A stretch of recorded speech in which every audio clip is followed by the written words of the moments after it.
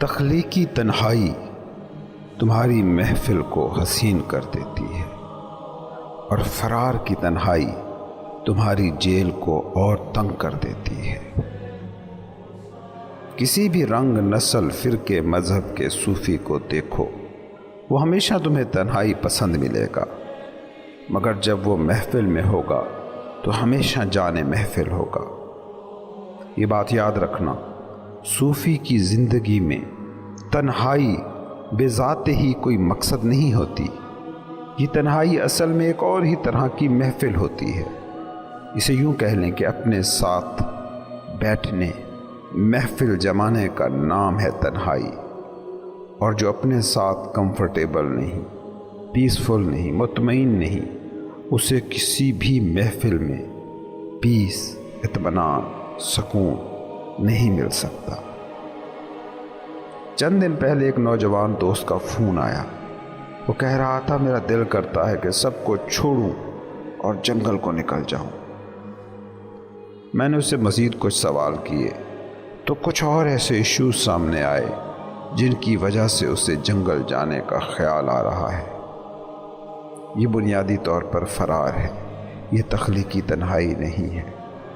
ایسی اپروچ کے ساتھ حقیقی تنہائی نصیب ہی نہیں ہوتی، بلکہ یہ تنہائی تنہا ہو کر اور بھی زیادہ شوریلی ہو جاتی ہے۔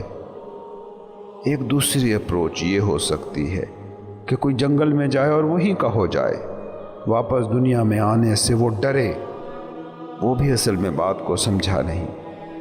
اگر تنہائی ہی بھا جائے، واپس شہر میں آنے سے تم ڈر گئے اور سوچنے لگے کہ واپس لوگوں میں گئے، واپس بھیڑ میں گئے تو یہ لذت کھو جائے گی، تو جانو تمہیں لذت ملی ہی نہیں۔ جو لذت بھیڑ میں جانے سے کھو جائے وہ لذت ہے ہی نہیں، وہ سکون ہے ہی نہیں۔ جنگل میں جانے کا مقصد بس اتنا سا تھا کہ تم اس سکوت کے آشنا ہو جاؤ، اس سکون کے آشنا ہو جاؤ جو تمہاری بنیادی نیچر ہے، جو ہستی کی فطری حالت ہے۔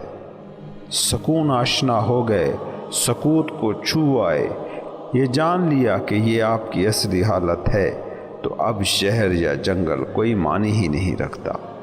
تم نے اپنی دولت کو پا لیا، وہ دولت کہ جس کو بس جاننا ہے، پکڑنا نہیں ہے۔ اگر تم نے اس سکوت کو پا لیا تو اب باہر بھیڑ ہو یا نہ ہو، تمہارے اندر بھیڑ نہیں ہو سکتی۔ تم نے جان لیا کہ تم زندگی کے تجربے سے بالکل ہی تنہا گزرتے ہو۔ جنگل میں نکل جانا، صحراؤں کا رخ کرنا، تنہائیاں ڈھونڈنا شروع میں مفید ہو سکتا ہے۔ یہ بالکل ویسے ہی ہے کہ ہم پودے لگاتے ہیں، پودا زمین سے باہر نکلتا ہے تو اسے سیدھا رکھنے کے لیے ہم ساتھ میں سپوٹیں لگاتے ہیں، اس کو گرمی سردی سے بچاتے ہیں۔ ابھی وہ نازک ہے، ابھی وہ آندھیوں سے ٹکر نہیں لے سکتا، کوئی جانور اسے چر نہ جائے، کوئی بچہ اسے اکھاڑ نہ پھینکے، تو شروع میں یہ سہارے بجا ہے۔ باڑ لگانا ٹھیک ہے، سپورٹ دینا ٹھیک ہے، کھاد، پانی، دھوپ، نمی کا خیال رکھنا سب بجا، لیکن جب پودا بڑا ہو جاتا ہے تو ساری سپورٹیں ہٹا لینی ہوتی ہیں، باڑ ہٹا لینی پڑتی ہے۔ اب اگر باڑ اور سپورٹیں لگی رہیں تو یہ اس پودے کی مدد نہیں ہوگی، اس کے لیے رکاوٹ بن جائیں گی۔ اب پودے کی اپنی جڑیں پھیل گئی ہیں زمین میں، اب وہ اپنے بل پر کھڑا ہو سکتا ہے، اب وہ آندھیوں سے لڑ سکتا ہے، طوفانوں کو سہ سکتا ہے، گرمی سردی برداشت کر سکتا ہے۔ اب جانوروں کے چرنے کی حد سے وہ باہر نکل گیا، اب بچوں کے اکھاڑنے سے وہ اکھڑ نہیں سکتا۔ سکون اور سکوت، مراقبہ اور میڈیٹیشن، یہ بھی اسی پودے کی طرح کام کرتے ہیں۔ شروع میں تنہائی ان کو فائدہ دیتی ہے، جنگل اسے تقویت دیتا ہے، صحرا اسے مضبوط کرتا ہے، لیکن جب سکوت کی جھلک مل گئی، اپنی اصل حالت کو جان لیا، اور بات یہ ہے کہ صرف جاننا ہی ہے، اپنے آپ کو دیکھنا ہی ہے، خود پر کوئی حالت طاری کرنا مقصد نہیں ہے، بلکہ اپنی اصل حالت کو ایک بار دیکھنا ہے، جاننا ہے، کانشیس لیول پر اپنا آپ جینا ہے۔ اب اگر تم شہر میں آنے سے ڈر رہے ہو، لوگوں سے بھاگ رہے ہو، بھیڑ سے چھپ رہے ہو، تو جانو تم نے جانا ہی نہیں خود کو۔ تم جو ہو وہ جان لیا تو اب تمہارے ہونے کو کسی محفل سے کوئی خطرہ نہیں ہے۔ مرشد جو تم سے مراقبے کراتا ہے، جو تمہیں تنہا میڈیٹیشنز کراتا ہے، جو تمہیں جنگل بھیجتا ہے، اس کا بھی بس یہی مقصد ہوتا ہے۔ اس کی وجہ یہ ہے کہ تمہاری دنیا ایکشن سے، کرنے سے، ڈوئنگ سے جڑی ہے۔ تمہارے ارد گرد کرنے کی، ایکشن کی ایک دوڑ لگی ہے۔ تمہاری دنیا میں کہیں کوئی موقع ہی نہیں ملتا کہ تھوڑی دیر کچھ نہ کرنے کا، ایکشن لیس ہونے کا لطف اٹھایا جا سکے۔ پرانے زمانے کے چین میں جو سب سے بڑی نیکی گنی جاتی تھی اس کا نام تھا وو وی، جس کا مطلب ہے ایکشن لیس ایکٹیویٹی، ایسی سرگرمی جس میں کچھ بھی نہیں کرنا۔ تمہاری دنیا نے جینے کا ایک ایسا ڈھنگ چن لیا ہے جس میں ایکشن کے بغیر بیٹھے آدمی کو تانے دیے جاتے ہیں کہ یہ سست الوجود ہے۔ تم نے دیکھا نہیں اپنی دنیا کے ضرب الامثال کو، خالی دماغ شیطان کا گھر۔ تم تھوڑی دیر کو آنکھیں بند کر کے کہیں پارک میں بیٹھ جاؤ، لوگ حیرت سے دیکھنا شروع کر دیتے ہیں۔ وہ فضول گپ شپ کرتے جتھوں کے جتھے نہیں دیکھ پاتے، ان کو دیکھ کے حیرت زدہ نہیں ہوتے۔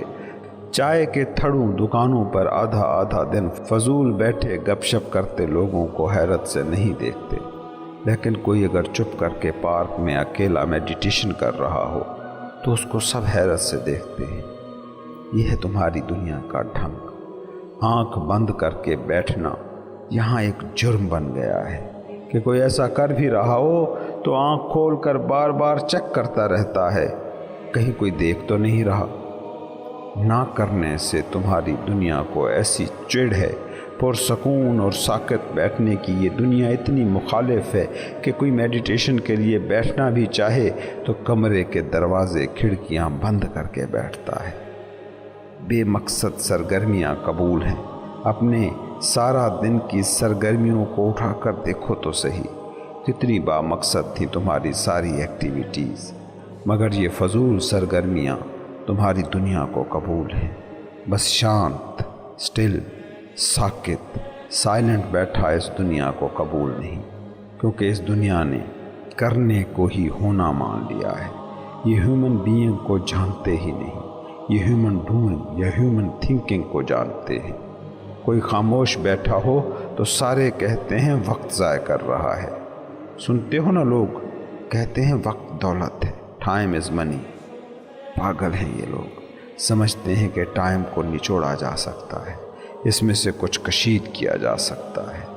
کچھ کر گزرو، کچھ تھوڑی دولت اور بڑھا لو، عہدے میں ایک اور ترقی پا لو، فیکٹریاں 2 کی 3 کر لو، کچھ کر لو، ٹائم مت گماؤ، وقت کو استعمال کر لو۔ ڈوئنگ سے تمہاری دنیا ایسی جڑ گئی ہے کہ کچھ کرنے کو نہ ہو تو لوگ پاگل ہونا شروع ہو جاتے ہیں۔ مغرب میں دماغی سائنسز کے کچھ ڈاکٹروں نے تجربات کیے ہیں جس میں لوگوں کو ہر قسم کے گیجٹس سے محروم کر کے اکیلے کمرے میں رہنے پر مجبور کیا۔ تجربے میں شامل اکثر لوگوں کی دماغی حالت بگڑنے لگی، اور کیوں نہ بگڑتی؟ دماغ نے جو دنیا تراشی ہے اس میں سارا کچھ ہی کرنے سے جڑا ہے، ایکشن سے جڑا ہے۔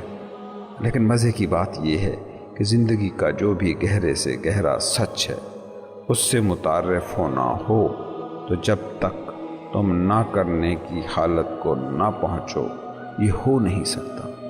ایسی حالت کہ جس میں کچھ کر بھی رہے ہو تو وہ ایسا ہو کہ جیسے کچھ کرنا نہیں پڑ رہا۔ اس بات کو سمجھو کہ تم جس بھی مذہب کی باتیں کرنے جاتے ہو ان ساری عبادتوں کا مقصد تمہیں نہ کرنے کی حالت میں لانا ہوتا ہے، ایکشن لیس فیلڈ میں لانا ہوتا ہے۔ کرنے سے دنیا ملتی ہے اور نہ کرنے سے خدا۔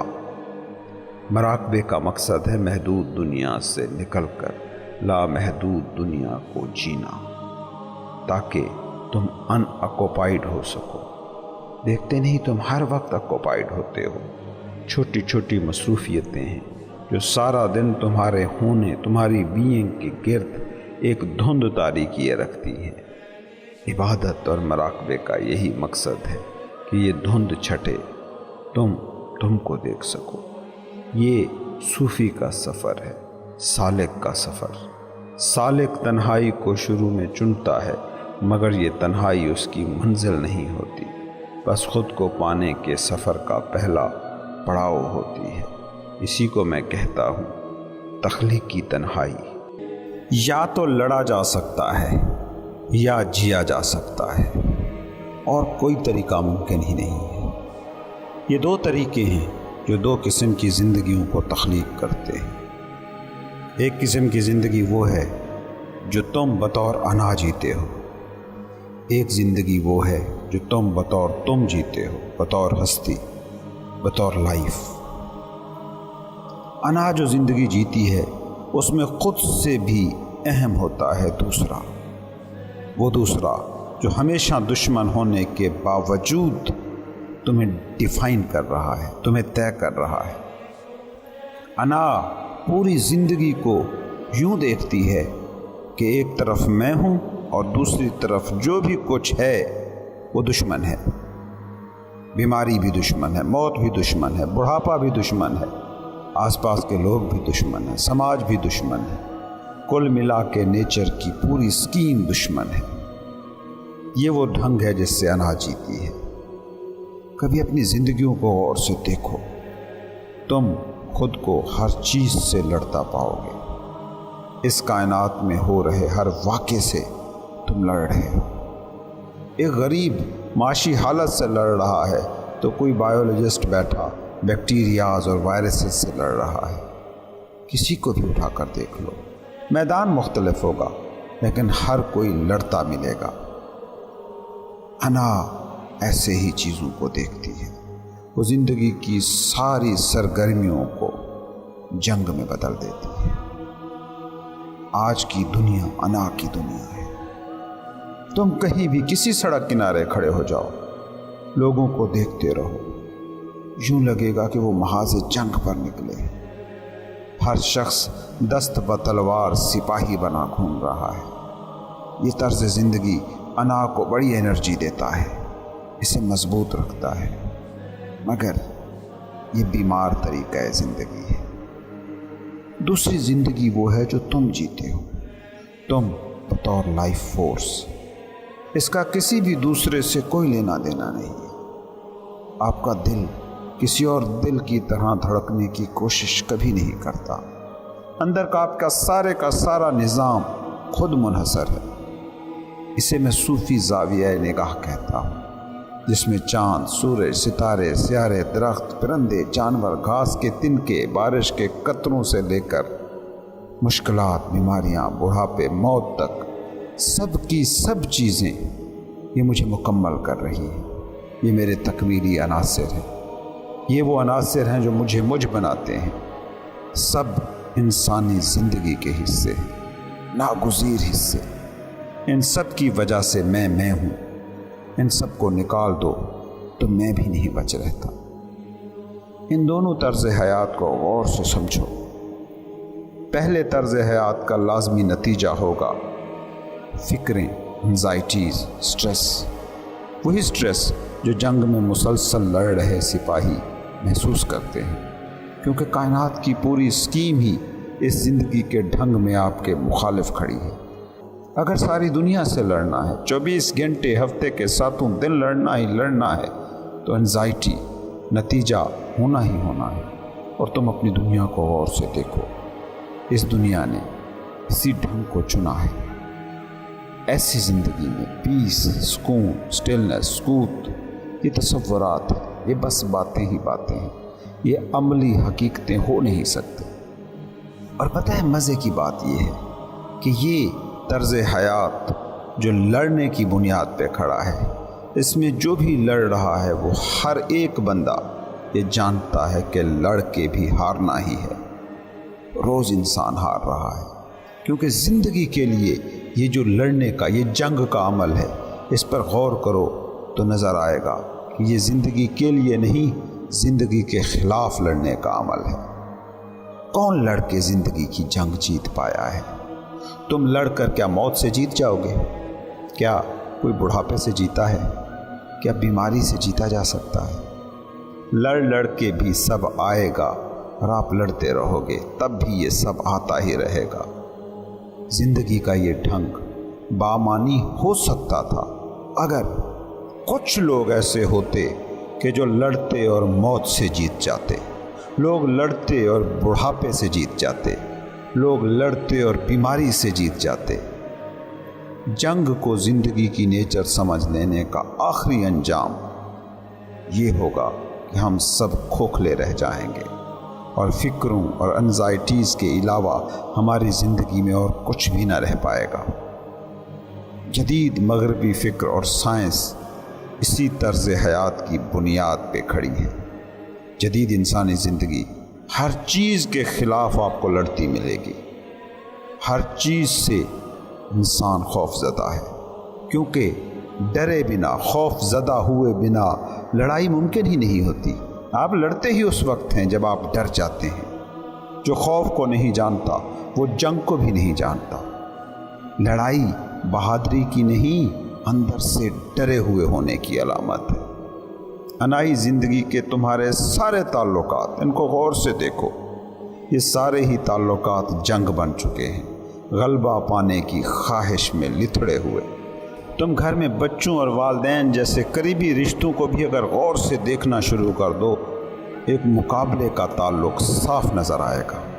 کمپٹیشن پہ کھڑا ہوا گھر، کیونکہ زندگی جنگ مان لی جائے گی تو مقابلہ اور ڈومینیشن پھر زندگی کا طرز ہوگا۔ پھر ایک رشتہ نہیں، آپ کی زندگی کا ہر رشتہ اس رنگ میں رنگ کے رہے گا۔ غور سے دیکھیے، جو زندگی کا ڈھنگ تم نے بنایا ہے اس میں تمہارے قریب ترین رشتوں کے ساتھ نباہ کے ڈھنگ کیا ہیں؟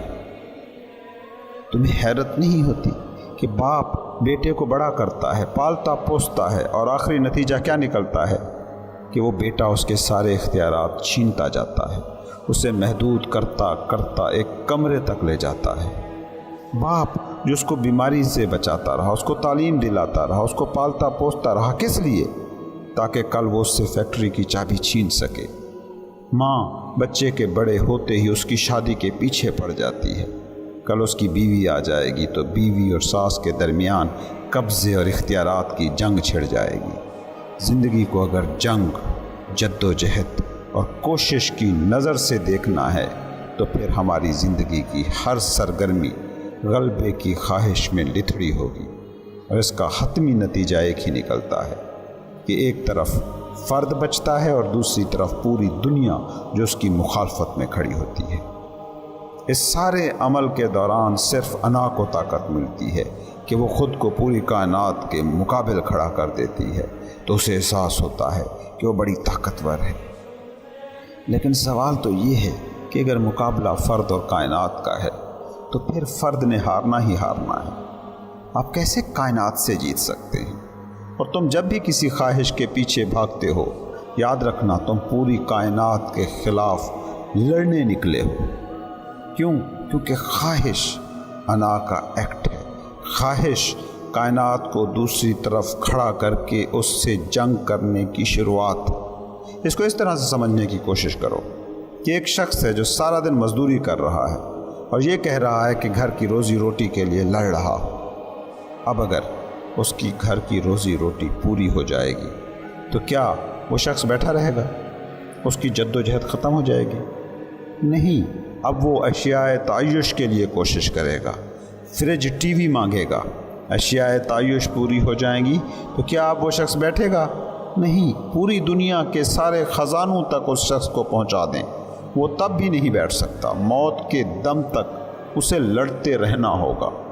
یاد رکھنا، تم جب کسی ایک بھی شخص کو ہرانے کے لیے نکلتے ہو تو یہ ایک شخص کی بات ہی نہیں ہوتی، تم کائنات کو ہرانے نکلے ہو۔ ہر جد و جہد، ہر جنگ کی نیچر کو سمجھو، یہ پوری کائنات کے خلاف جنگ ہے۔ کوئی ملک کتنا امیر ہو جائے تو پھر وہ چپ کر کے بیٹھ رہے گا؟ کوئی ملک کتنا کوئی اسلحہ جمع کر کے کہے گا کہ اب وہ محفوظ ہے؟ کون سا ملک، کون سی سلطنت، کون سی ریاست ایسی تمہیں تاریخ میں ملتی ہے جو یہ کہہ پائی ہو کہ مجھے جہاں پہنچنا تھا وہاں پہنچ گئی؟ زندگی جنگ بنا کر دیکھنے والا نقطۂ نظر، اس کا اصل المیہ یہ ہے کہ اس جنگ کو جتنا بھی تم لڑو ہارو گے، چاہے کچھ بھی کر لو، بڑھاپا، موت، بیماری آئے گی، باپ جتنی بھی کوشش کر لے سب کچھ بیٹے کے ہاتھ پہنچ کر ہی رہے گا، ساس جتنی بھی کوشش کر لے سارے اختیارات ایک دن بہو تک منتقل ہو کر رہتے ہیں، اور اس زاویہ نظر کا حتمی حاصل جو انسان کو الٹیمیٹلی ملتا ہے وہ صرف انزائٹی ہے۔ اس کے مقابلے میں ایک زندگی کا ڈھنگ وہ ہے جس کی بات صوفی کرتا ہے۔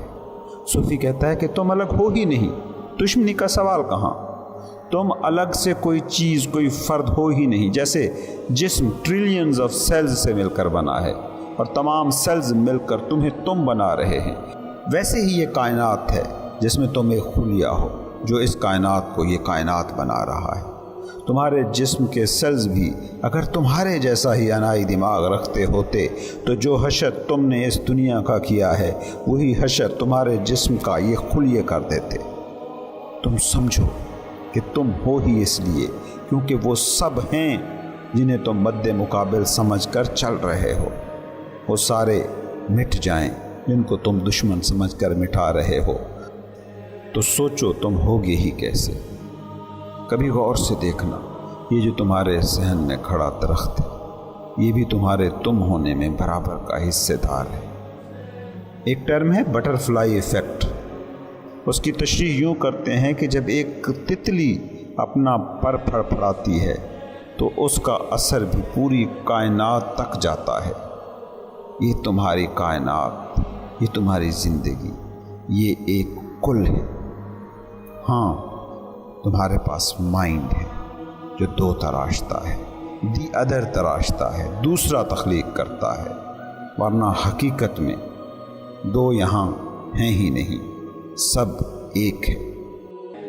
خواہش کو غور سے دیکھنا، خود پر، اپنی صلاحیتوں پر جب تمہارا یقین ڈگمگا جاتا ہے تو ریئل ورلڈ کے مقابلے میں تم ایک خیالی دنیا کریٹ کرتے ہو جسے کہتے ہیں خواہشوں کی دنیا۔ کسی چیز کی خواہش کرنا خود بتا رہا ہے کہ تم اس چیز کو پانے کی صلاحیت سے خود کو محروم پاتے ہو۔ اڑنا تمہاری خواہش ہو سکتا ہے مگر پرندے کا روز کا معمول ہے۔ تم اپنی کسی بھی خواہش کو دیکھ لو، اس کا درست سا تجزیہ کرو، اس کے پیچھے یہی سائیکی ملے گی۔ چاہنا بتا رہا ہے کہ جو چاہت ہے اس کے تم اہل ہی نہیں ہو، اس لیے مینٹل ورلڈ میں پناہ لے رہے ہو۔ ایک بابا تھا، اس کا ایک نیا جذباتی مرید ہوا۔ اس نے پہلے دن ہی بابے سے سوال کیا، حضرت سکون چاہیے؟ بابا بولا نہیں ملے گا، کبھی نہیں ملے گا، جو تمہیں چاہیے وہ کبھی نہیں ملے گا۔ باہر جاؤ، کسی بھی بندے کو روک کر پوچھ لو کہ وہ کیا چاہتا ہے، جو بھی چاہتا ہوگا اس سے محروم ہوگا۔ خواہش نام اسی کا ہے، جو نہیں ہے اس پر سارا فوکس چلا جانا۔ خواہش وہ پہلا سنگ میل ہے جہاں سے تمہاری انائی دنیا کا مایا جال، دھوکے کا گھر، سراب کا سفر شروع ہوتا ہے۔ خواہش وہ مقام ہے جہاں تم جو نہیں ہو اس کو جینے کی ناکام کوشش میں جتتے ہو۔ خواہش غیر حقیقت کی طرف سفر کا آغاز ہے۔ سوچیے اس شخص کی حالت کہ جو خواہش سے آزادی کو خواہش مان بیٹھا، جو انلائٹنمنٹ کی چاہت میں بے چین ہے۔ یاد رکھنا، جو ہوا جا سکتا ہے، جو چاہا جا سکتا ہے، جس کے ہونے سے چاہت اور خواہش کا یہ مایا جال آباد ہے، وہ تمہیں حاصل ہے۔ زندگی جو نام ہے امکانات کا، اس کائنات میں جو بھی پاسبلٹیز ہیں، جو بھی ممکنات ہیں، وہ تم میں سے ہر ایک کو حاصل ہیں۔ وہ سارے کے سارے امکان تمہارے لیے دستیاب ہیں، موجود ہیں۔ سو خواہش کے فریب میں پڑ کر ان امکانات کو رد مت کرنا۔ خواہش سے آزادی کی خواہش، الٹیمیٹ ریئلٹی کو جاننے کی چاہت۔ سوچو تو صحیح، کس زبان میں سوچ رہے ہو؟ وہ تمہیں حاصل ہے، اور جو حاصل ہے اس کو پانے کی دوڑو گے تو ہمیشہ اس سے دور ہی جاؤ گے۔ کسی تک جانا ہو تو چل کر جایا جاتا ہے، خود تک جانا ہو تو چلنا نہیں رکنا پڑتا ہے، کیونکہ جتنا تم چلو گے خود سے اتنے ہی دور جاؤ گے۔ نوجوان جذباتی مرید نے بابے کو کہا، حضرت کیوں آپ نے ایسا کہا؟ مجھے کیوں سکون کبھی نہیں ملے گا؟ بابا بولا، جب تک سکون چاہیے تب تک تو نہیں ملے گا۔ اس خواہش کو ترک کر دو تو سکون تمہیں حاصل ہے ہی۔ یہ ساری آوازیں چپ کرا دو تو خاموشی آلریڈی موجود ہے ہی۔ بے سکونی خواہش سے جڑی ہے اور تم اسی خواہش سے بے سکونی کا علاج ڈھونڈ رہے ہو، جس کی وجہ سے بے سکونی ہے۔ بابے نے اس مرید کو کہا، ہم نے بھی بہت عرصے تک چاہ کی ہے سکون کی، اور یہی جانا ہے کہ سب سے بڑی بے سکونی سکون کی چاہت میں چھپی ہے۔ وہ ہونا چاہتے ہو تو کچھ بھی نہ رہو، جیسے ہی تم کچھ بھی نہ بچو گے تو تم سب ہو جاؤ گے۔ کچھ نہ ہونے کا مطلب یہ نہیں ہے کہ تم جسم نہیں رہو گے، کچھ نہ ہونے کا یہ مطلب نہیں کہ دماغ کام نہیں کرے گا، کچھ نہ ہونے کا مطلب یہ بھی نہیں کہ تم نوکری نہیں کرو گے، کچھ نہ ہونے کا یہ مطلب بھی نہیں کہ تم دکان پر نہیں بیٹھو گے، کچھ نہ ہونے کا یہ مطلب بھی نہیں کہ فیکٹری نہ جاؤ، کچھ نہ ہونے کا مطلب بس اتنا سا ہے کہ جو بھی ہو اس پر راضی ہو جاؤ، حالات پر راضی ہو جاؤ، لوگ جیسے ہیں ان کے ویسا ہونے پر راضی ہو جاؤ، ملک جیسا ہے ملک کے ویسے ہونے پر راضی ہو جاؤ۔ اسے کہتے ہیں سرنڈر، اور یہ ہے سرنڈر کا حقیقی مطلب۔ سرنڈر وہ حالت ہے کہ جس میں آپ کے دل میں کچھ بھی بدلنے کی کوئی خواہش نہیں رہ جاتی۔ تم تجربہ کر کے دیکھ لو، فرض کرو تم بے سکون ہو، بے چین ہو، اس بے سکونی کو، اس بے چینی کو مکمل طور پر قبول کر لو، اس سے بھاگو مت، اس سے لڑو مت۔ تم دیکھو گے کہ اس بے سکونی سے سکون کے جھرنے بہہ پڑیں گے۔ یہ دنیا، اس کی نیچر بڑی انوکھی ہے، فطرت کے رنگ ڈھنگ بڑے الٹ پلٹ ہیں، پتھروں سے جھرنے بہہ پڑتے ہیں، کانٹوں کے بیچوں بیچ پھول کھل جاتے ہیں۔ تم کر کے دیکھو سرنڈر، بے چینی سے چین پھوٹے گا، بے آرامی سے آرام بہے گا۔ سرنڈر کا مطلب ہے میری کوئی خواہش نہیں، میں فطرت کی بہہ رہی زندگی کے بہاؤ کے ساتھ ہوں، مجھے کچھ نہیں بدلنا۔ بے چین ہوں تو چلو بے چین، بندھن میں سکھی ہوں تو سکھی، بندھن میں دکھی ہوں تو دکھی۔ سرنڈر ہے کامل قبولیت، ایکسیپٹنس، جو بھی ہے وہ ٹھیک ہے۔ اور جب تم یہ جان لیتے ہو کہ جو ہے وہ ٹھیک ہے تو چیزوں کو، لوگوں کو، سچویشنز کو بدلنے کی خواہش نہیں رہتی، اور جیسے ہی یہ خواہش مٹتی ہے تو تم وہ ہو جاتے ہو جو تم ہونے کے لیے بنے ہو۔ اب جسے تم دیکھو گے وہ تم ہوگے۔ تم کیوں خود کو نہیں دیکھ پاتے؟ کیوں خود کو نہیں جان پاتے؟ کیونکہ تم کبھی بھی تو خواہش کے ناقابو جذبات کی لہروں سے آزاد نہیں ہوتے۔ ہر بار تم اپنی ایک تصویر دیکھتے ہو جو تم نہیں ہوتے۔ تم غصے میں بھرے بیٹھے ہو، اب پوچھو خود سے کون ہو تم؟ تم ایک غسیلی شے ہوگے، تم دکھ میں ڈوبے ہو، اب پوچھو خود سے کون ہو تم؟ جواب ملے گا دکھی۔ ہر وقت تم کسی جذبے کی لہر میں ڈوبے ہو، اور ہر جذبہ اپنی بنیاد میں خواہش ہے، کاش ایسا نہ ہوتا، کاش ایسا ہو جائے۔ یہ وہ زمین ہے جس میں سارے جذبے پیدا ہوتے ہیں۔ سرنڈر یہ ہے کہ جو میں ہوں وہ ہوں، اس سے ایک بھی انچ ادھر یا ادھر میں نہیں ہوں، نہ ہو سکتا ہوں۔ جب آپ مکمل سرنڈر کرتے ہو، جب سب کچھ جیسا ہے ویسا ہی قبول کرتے ہو، تو اس وقت جو تمہاری اسٹیٹ ہوتی ہے وہ تم ہے، اور یہ بڑی امپاورڈ اسٹیٹ ہے، بہت با اختیار حالت۔ صوفی اور عام آدمی کی زندگی کا فرق کوئی بہت بڑا فرق نہیں ہوتا، دونوں ایک ہی طرح کی سیٹنگ میں، ایک ہی طرح کے ایکو سسٹم میں ہوتے ہیں، ایک ہی دونوں کی عقل اور جسم کے تقاضے ہوتے ہیں۔